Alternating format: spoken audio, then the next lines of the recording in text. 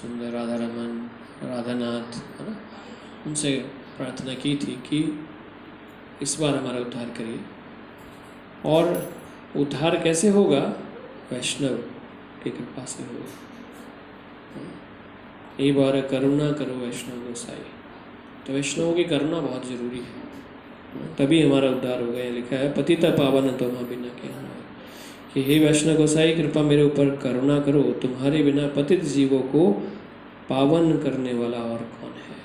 ऐसे तो भगवान है ही पतित पावन, लेकिन उनको प्राप्त करने के लिए ये वैष्णव गोसाई जो है ना, गोस्वामी, इसका मतलब तो गोस्वामी, वैष्णव गोस्वामी जो हैं, ये वैष्णव ठाकुर जो हैं, जिनको हम ठाकुर बोले, क्योंकि ठाकुर जी तो ठाकुर जी हैं ही, बट उनके जो भक्त हैं उनको भी ठाकुर जी कहा जाता है ना, ठाकुर जी, क्योंकि वो ठाकुर जी के ही भक्त हैं।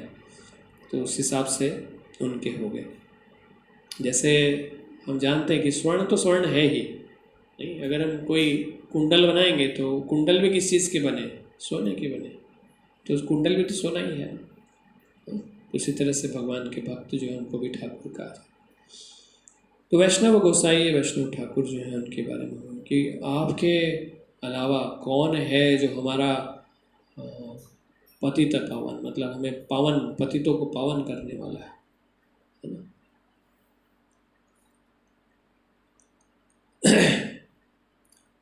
जहारा निकट गेले पाप दूरे जाए, ए मन दयाल प्रभु के बाको था पाए। ऐसे परम दयालु प्रभु कोई कहाँ पाएगा जिसके निकट जाने मात्र से पाप दूर चले जाते हैं। अब देखिए कि निकट जाने मात्र से पाप दूर चले जाते हैं।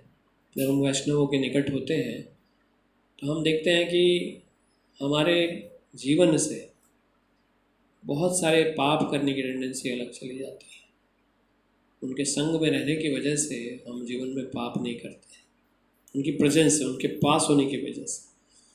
जैसे हम देखेंगे वैष्णव संघ में कुछ नियम होते हैं, है ना, सदाचार नियम। तो जब हम उन वैष्णव नियमों का पालन करते हैं तो उनमें वो सारी चीज़ें इंक्लूड है, इसमें हम कुछ गलत करते हैं उन चीज़ों को हम छोड़ देते हैं। जैसे हमने उपदेशामृत अभी क्लास में लिया है, उसमें उपदेशामृत, तो उसमें दूसरा श्लोक जो था अत्याहार प्रयासश्च प्रजल्पो नियमाग्रह जनसंगस्य लोल्यं च षड्विर्भक्तिर् विनश्यति। मतलब क्या है कि आप ज़्यादा खाएंगे, ज़्यादा इकट्ठा करेंगे, अत्यधिक प्रयास करेंगे जो चीज़ें आपके जीवन में नहीं, उनको पाने का प्रयासश्च, अत्याहार प्रयासश्च प्रजल्प, इधर उधर की बातें करेंगे किसी के साथ में बैठकर, सांसारिक बातें, प्रजल्प, नियमाग्रह, नियमों की अनदेखी करेंगे या ज़बरदस्ती के नियम बना लेंगे। नहीं नहीं हम तो ऐसा नहीं, ऐसा करेंगे, अरे नहीं नहीं ये नहीं, ऐसा नहीं, ऐसा होता है, ऐसा नहीं वैसा होता है। ज़बरदस्ती के नियम बना लेना और ज़बरदस्ती नियम ना पालन करना, जो है उन्हें पालन नहीं करना, अपने हिसाब से बना लेना। नियमाग्रह, जज, ऐसे लोगों का संग करेंगे जो भौतिक है। आप देखिए जब तक आप अपने भौतिक लोगों का संग नहीं छोड़ेंगे, आप भक्तों का संग पा ही नहीं पाएंगे, बढ़ेंगे नहीं आप उस तरह। अब देखिए जीवन में आप ज़्यादातर किन लोगों का संग कर रहे हैं। अब भक्तों का संग करेंगे तो वो आपको उधर ही खींच लेंगे। आप अरे कहाँ मंदिर जा रहे, अरे कहाँ जा रहे हो, मंदिर है, आप थोड़ा हमारे पास बैठो, थोड़ा हमारे पास बैठ के थोड़ा गपशप करो, थोड़ा कुछ पार्टी वार्टी करेंगे, आओ बैठो ना, थोड़ा कहाँ मंदिर चल दी, उम्र है मंदिर जाने की। तो ऐसा नहीं करेंगे, वो ऐसा नहीं करेंगे। तो ऐसे लोगों का संग करेंगे तो आप जा भी रहे हो तो हाथ पाड़े खींच लेंगे, अरे कहाँ जा रहे हो भाई, वहाँ कुछ है भी गाँव नहीं, देखो तुम कितना भगवान का नाम ले रहे हो और तुम्हें देखो तुम्हारे साथ क्या क्या हो रहा है, छोड़ो उधर की चीज़ें, सिर्फ कुछ नहीं रखा उधर। हाँ बात तो सही कह रहा है, इतने दिन से जा रहा हूँ, जाता हूँ, घंटा भी बजाता हूँ भगवान जी का, वहाँ भजन कीर्तन करता, कुछ होता है नहीं मेरे जीवन में, कष्ट आए जा रहे हैं, सारी परेशानियाँ आ रही हैं, मेरे प्रियजन भी चले जा रहे हैं, मेरे जीवन से परेशानियाँ भी जा रही हैं, स्वास्थ्य भी ठीक नहीं रह रहा है, ये क्या है यार, छोड़ो ये सब कुछ नहीं। हाँ ये व्यक्ति ठीक कह रहा है, अरे भाई जीवन मिला है, खाओ पियो करो आनंद, भाड़ में जाए परमानंद, कहते हैं लोग खाओ पियो करो आनंद, अरे किसने देखा आगे का, नहीं शरीर मिला है हमने, खाओ पियो मौज करो, किसने देखा भगवान तो लोग इस फिलॉसफी ऐसी होने दो, कौन भगवान कितने देखा है, बहुत मस्ती करो ना, तो इस तरह से हाँ? लोग को रिप्लाई नहीं देने आता। अब रिप्लाई देने के चक्कर में लगे, वो आपको उलझा लेंगे, उनका माया जाली, माया का जाल होता है। इसलिए कभी भी अपने आप को बहुत मजबूत नहीं समझना चाहिए। माया के सामने खड़े होकर आप सोचेंगे बहुत बड़ा धुरंधर हो गया हूँ, नहीं। गुरु आश्रय है तो गुरु पर आश्रित होना चाहिए, ठीक है ना। अपने आप को बहुत बड़ा धुरंधर नहीं समझना चाहिए। अब इसी चीज़ के बारे में मैं एक और कथा जो हम पढ़ चुके हैं बहुत बार, भगवान कृष्ण और अर्जुन की कथा। तो अर्जुन जो है देखिए बहुत बड़े धनुर्धर थे, नो डाउट है। और उनको हमेशा ये रहता भी था कि अरे गांडीव अपने पास है और इतना सब है। तो अर्जुन ने प्रतिज्ञा ली थी कि अगर कोई गांडीव को कुछ कह देगा ना, मतलब तो उसे जीवित नहीं छोड़ूंगा, ऐसे उसने प्रतिज्ञा ली थी। और भगवान के साथ में एक बड़ा चैलेंज ये था कि इन पांडवों को कैसे अहंकार से दूर रखा जाए, क्योंकि जब शक्तियाँ पास में होती हैं या ऐश्वर्य पास में होते हैं तो ये अभिमान स्वतः ही चला आता है, घमंड हमेशा चला आता है, ईर्ष्या हमेशा चली आती है। तो भगवान के साथ में हमेशा ये चैलेंज रहा, हमेशा ही, कि इनको कैसे रखूं। क्योंकि भक्ति के अंदर ये बड़ा मतलब, इसलिए भक्त क्या सब कुछ त्याग देते हैं, क्योंकि किसी चीज़ से अभिमान ना आ जाए।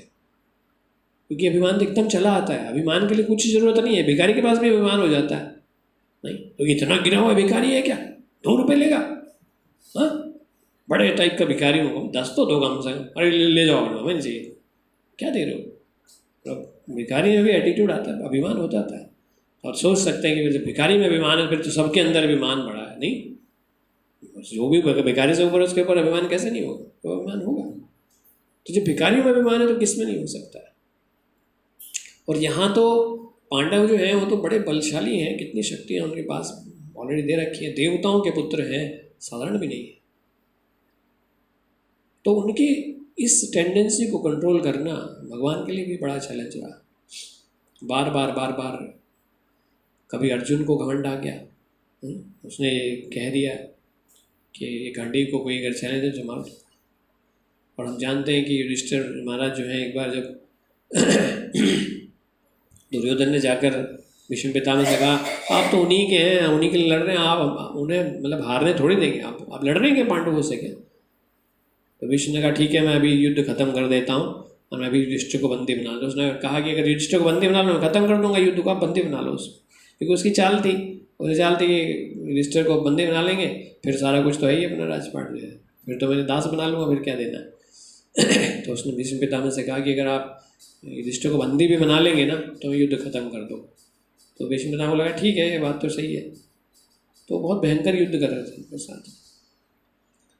तो अर्जुन जो है वो उसको दूर निकालना था, क्योंकि अर्जुन भगवान कृष्ण के साथ उनके सामने खड़ा रहता था, चाहे वो भीष्म हो चाहे कर्ण हो, इन सब के सामने अर्जुन मेन चैलेंज था।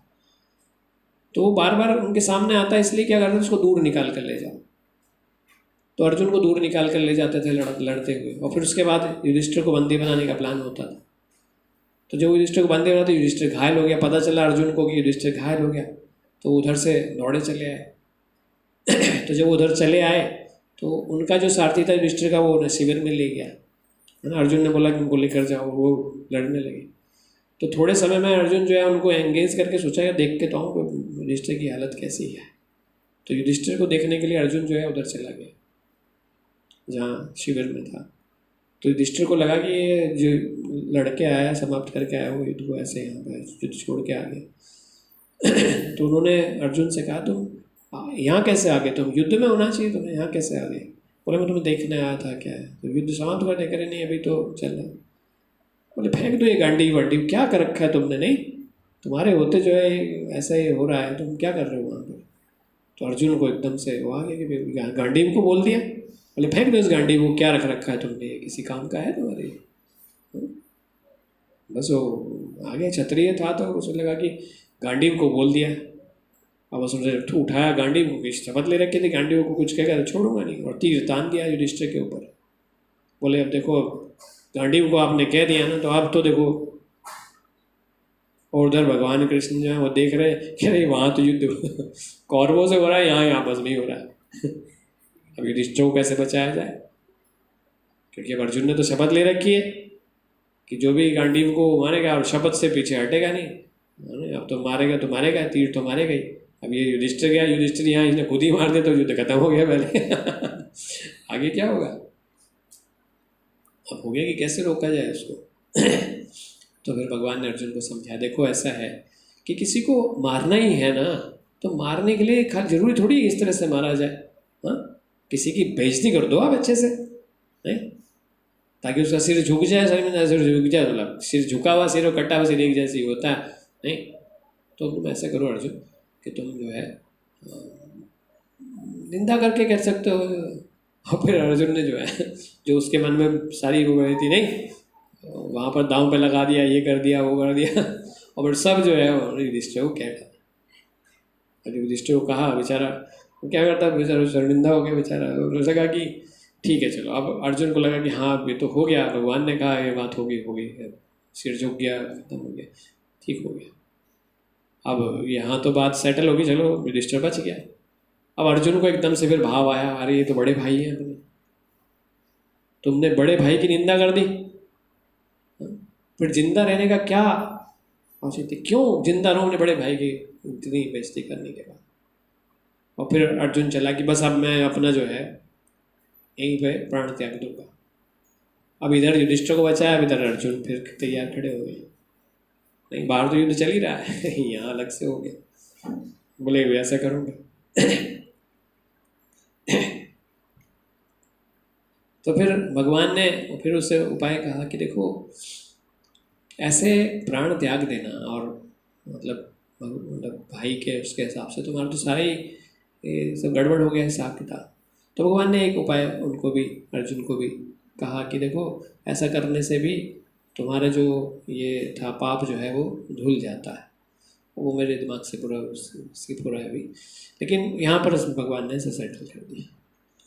इसी तरह से भीमसेन जो है, उन्हें भी बार बार होता रहा अपनी, क्योंकि उनके अंदर भी 10,000 हाथियों का बल था, बहुत बलशाली थे। तो भगवान ने फिर हनुमान जी को भेजा उनके बल को कंट्रोल करने के लिए कि भाई उन्हें कंट्रोल करो। तो वहाँ पर एक जगह है बद्रीनाथ से पहले, त्र्यंबकेश्वर। तो वहाँ पर हनुमान जी जो हैं वो लेटे हुए थे, बूढ़े से बांदर शरीर में, और पूंछ ऐसे लटका रखी थी, और भीम जो है वो जा रहा था। तो भीम जो है वो कहने लगा, अरे पूंछ हटाओ, बोले इधर से निकलना। बोले फिर मैं नहीं हटा सकता, मेरे बस का नहीं, तुम हटा दो। और भीम ने बड़ा बल लगाया, लेकिन वो हिला नहीं पाया। तो फिर उसके बाद समझ में आया कि कोई साधारण तो है नहीं। तो फिर हनुमान जी जो हैं, तो फिर इस तरह से भगवान बार बार शिक्षा दे रहे हैं कि जो चीज़ों को तुम रखे हो, ये बार बार तुम्हें अहंकार की तरफ लेकर जाएंगी, और इससे मुक्त रहना चाहिए, इससे मुक्त रहना चाहिए। तो इसलिए जो यहाँ पर वैष्णवों के बारे में बताया जा रहा है कि वैष्णव के संग में जाने से और उनका आश्रय लेने से, उन्हें आश्रित होने से हमारे अंदर से वो अहंकार जो है वो कम होता है। कम होता है जब हम मानकर कि ये भगवान के भक्त हैं, उनका सही से आश्रय करते हैं। जब उनका आश्रय सही होता है, हमारे अंदर अहंकार, सर्व करना किसी को, ये अहंकार को कम करना होता है। हम किसी की सेवा क्यों करें, अपने अहंकार को कम करने के लिए। हर जीव के अंदर अहंकार है, वो किसी भी कारण से हो जाए, किसी भी कारण से हो, कि मैं उम्र में बड़ा हूँ, मैं धन से बड़ा हूँ, मैं सुंदरता में बड़ा हूँ, नहीं, कुछ नहीं है, सब दिखावा है, सब दिखावा। जिस समय प्राण निकल जाना शरीर के अंदर, किसी का शरीर देखिए आ रहा है कि बहुत सुंदर लगेगा क्या, देखिए आपको, हाँ, सड़ जाता है कुछ ही समय में, और बूढ़ा हो जाता है व्यक्ति, वैसे शरीर में झुर्रियाँ आ जाती हैं, बीमार हो जाता है। कितना हॉस्पिटल में पड़े रहते, देखो वेंटिलेटर में जाता है आदमी, क्या हाल हो जाता है, बीमार हो गया है। तो कोई सुंदरता नहीं, तो इस भ्रम में नहीं रहना चाहिए कि बहुत सुंदर हूँ, हाँ, मैं बहुत श्रेष्ठ हूँ, मैं बहुत श्रेष्ठ हूँ। कभी भी इस चीज़ का हमें अभिमान नहीं होना चाहिए, क्योंकि अगर हमारे अंदर इस तरह का अभिमान आया तो फिर भगवान प्राप्त नहीं होंगे। भगवान का इस चीज़ से बड़ा बैर है, इस चीज़ से, ठीक है। तो इस तरीके से हम अभिमान से रहित हमें रहना चाहिए। तो यहाँ पर एक जो विशेष बात थी जो हम इसमें बताना चाह रहे थे कि भगवान क्या कह रहे हैं कि सर्वधर्म परित्यज्य मामेकं शरणं व्रज अहं त्वं संपादये मोक्षमाय। तो अगर हमें वैष्णवों की कृपा प्राप्त करनी है, जैसे कहा है, तो उन्हें शरणागत होना बहुत आवश्यक है। और शरणागति का मतलब होता है कि किसी को दास की तरह सर्व करना, है ना। जब हम उनको श्रेष्ठ मानकर सेवा करते हैं तब हमें उनकी कृपा प्राप्त होती है भगवान की। तो हमें हमेशा वैष्णवों की सेवा का अवसर प्राप्त करना चाहिए, ठीक है। और वैष्णवों की सेवा का अवसर कैसे प्राप्त होता है?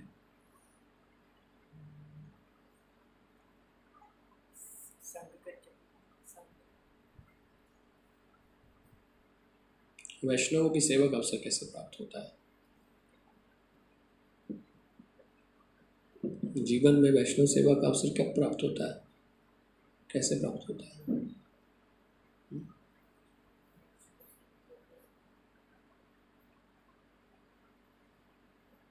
बताइए।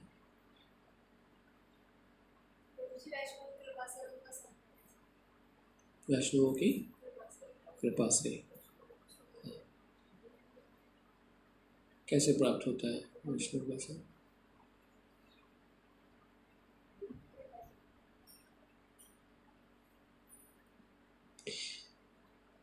तो वैष्णव की कृपा से ही वैष्णव का संग प्राप्त होता है। तो हमें हमेशा ये ध्यान रखना चाहिए कि जगत का कारण कौन है, हाँ? जगत का कारण कौन है, यानी कि हर चीज़ के पीछे कारण कौन है। जो कारण को हमेशा स्मरण रखते हैं वो हमेशा भगवान को स्मरण रखते हैं, ठीक है ना। मत्तः परतरम नान्यत् किंचित् अस्ति धनंजय, हाँ? तो वहाँ भी भगवान यही कह रहे हैं कि मैं कारण हूँ, सर्व कारण कारण, मैं ही कारण हूँ। तो जो उस घटना के पीछे उस कारण को देख पाता है वो भगवान को देख पाता है। जो घटना घट रही है उसको देखना और उसके पीछे कारण को देखना, ये दो अलग चीज़ है। अर्जुन का एग्जाम्पल जो मैं दे रहा था उसमें ये था कि अर्जुन बहुत बलशाली था, लेकिन जब वही अर्जुन अंत में जिस समय भगवान इस तरह से चले गए प्रभास लीला में, तो अर्जुन वहाँ गया कि चलो मैं ऐसा करता हूँ, भगवान की 16,108 रानियाँ थी, मैं उनको कम से कम यहाँ से सुरक्षित हस्तिनापुर ले जाता हूँ, कम से कम उनकी सेवा तो हो जाएगी, यहाँ से भगवान तो चले गए हैं। तो अर्जुन जो है वहाँ पर, भागवतम में आएगा ये सब, भागवतम में ही है वहाँ पर क्या था कि कुछ डाकू टाइप के जैसे लोग होते हैं, डाकू, वो आपस में लड़ रहे थे, तो डाकू टाइप के थे। तो वो लुटेरे जो हैं वो वहाँ प्रभास क्षेत्र में सरकंडे उड़ गए, मतलब उग गए थे। सरकंडे होते हैं तो पतले पतले डंडे होते हैं, मतलब छोटे छोटे से सरकंडे बोलते हैं उनको। तो वो पेड़ उगे हुए थे। तो उन्होंने क्या किया, वो सरकंडों से ही अर्जुन जो है उसका मुकाबला किया। अर्जुन जो है वो लड़ना चाह रहा था उनसे कि मैं इनको बचा कर ले जाता हूँ।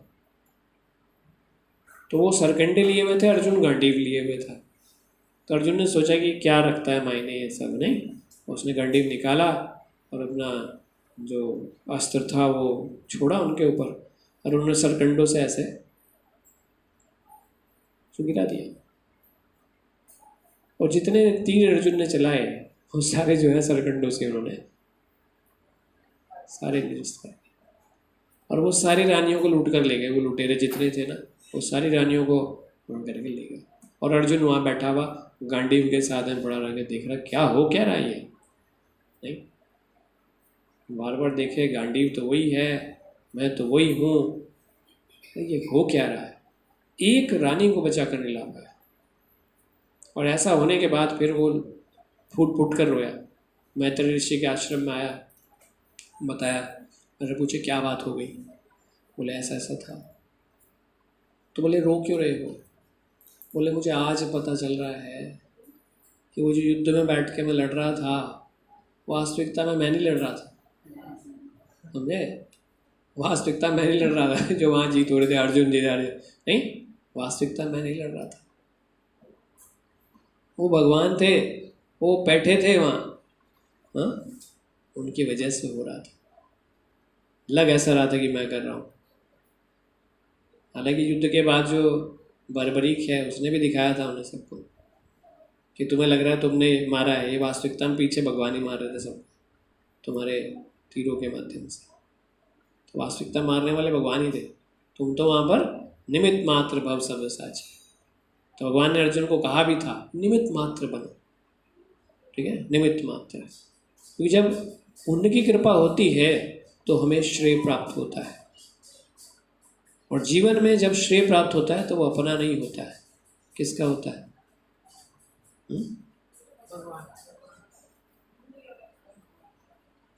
गुरु का। ये कहा जाता है जब किसी को सम्मान प्राप्त होता है तो वो सम्मान किसका होता है? गुरु का। ठीक है, लक्ष्मी को नारायण की सेवा में लगाना चाहिए और मान सम्मान गुरु के चरणों में देना चाहिए। ठीक है, तभी आप अपने आप को सही रख सकते हैं। और कहीं अगर वह मान सम्मान आपने अपना रखना शुरू कर दिया तो बस यहीं से आपका पतन हो गया। तो कारण हमेशा ध्यान रखिए। कई बार ऐसा लगता है कि मैं ही अर्जुन हूँ, नहीं, मैं ही अर्जुन हूँ, लेकिन हमेशा ध्यान रखना चाहिए कृपा सिर्फ वैष्णव की है, ये सिर्फ उन्हीं का प्रताप है। ये जो आ रहा है ये उन्हीं का आ रहा है, हमें तो सिर्फ ऐसा दिख रहा है कि ये हमारा है। तो वास्तविकता में वो किसका है? मान सम्मान हमारे गुरु का है। तो कभी भी उस सम्मान को अपने लिए नहीं रखना चाहिए। वो सम्मान किसके चरणों में अर्पित होना चाहिए? गुरु के चरणों। तो अगर आप ऐसे रखेंगे तो ये कारण के ऊपर है। ये कारण कौन है? कारण यही। तो एक बार प्रभुपाद से उनके बहुत सारे वैष्णव शिष्य थे, वो बैठे थे, तो बोले रे प्रभुपाद देखिए आपने क्या कर दिया, देखिए इधर इतने टेम्पल बना दिए, इतना आपने प्रचार कर दिया, देखिए प्रभु आप मतलब कितना आपने किया, बहुत महान है आप प्रभुपाद। तो प्रभुपाद बोले नहीं, ये मैं नहीं कर रहा हूँ, मेरे गुरु महाराज हैं जो कर रहे हैं, उन्होंने ही आप सबको यहाँ भेजा है मेरे पास मदद करने के लिए। वास्तविकता में मेरे गुरु महाराज हैं जो आपके माध्यम से कार्य करवा रहे हैं, मैं कुछ नहीं कर रहा हूँ, मैं कुछ नहीं कर रहा। तो उन्होंने कभी अपने ऊपर नहीं लिया।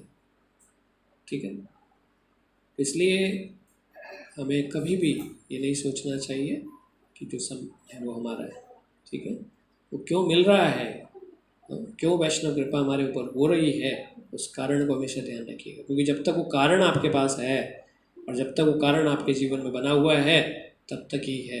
नहीं तो अर्जुन के पास भी जब भगवान नहीं रहे तो उसका वही गांडीव था, वही धनुष था, हाँ, और वो कुछ भी नहीं कर पाया, फूट फूट कर रोया। तब समझ में आया कि जीवन में जो दिख रहा है, हाँ, वो हमारा नहीं है। वो इसलिए है क्योंकि अर्जुन जो है भगवान का प्रिय मित्र और सखा और शिष्य था, इसलिए भगवान ने वो सब सम्मान उसको दिया और दिलाया। अगर नहीं होता तो नहीं होता। तो हमेशा ध्यान रखें, ऐसे रहेंगे तो वैष्णव इस उसमें वैष्णव कृपा प्राप्त होती रहेगी और आप आगे अध्यात्मिक जगत में बढ़ते रहेंगे। लेकिन अगर उल्टा आपने सोचना शुरू कर दिया तो फिर वो बस वहीं तक रुकेंगे, उसके आगे नहीं बढ़ पाएंगे और वहीं से हमारा अंत शुरू हो जाता है। ठीक है, हम कभी भी बिना गुरु की आज्ञा के गुरु नहीं बने, हमें देखा जाता है। तो हमेशा इन चीज़ों का स्मरण रखेंगे तो हमारा जीवन बिल्कुल उत्तम बना रहे। तो आज तो भक्त कुछ आए भी नहीं हैं, हम संडे में जो महाराज के जो हैं वो यूज़ की हुई चीज़ें वो संडे में रखेंगे, क्योंकि आज शायद व्रत की वजह से लोग थोड़ा डाउन हैं और रेस्ट कर रहे हैं थोड़ा घर पर, तो संडे में हम रखेंगे। ठीक है, उनके जो स्वागत है, उनके जो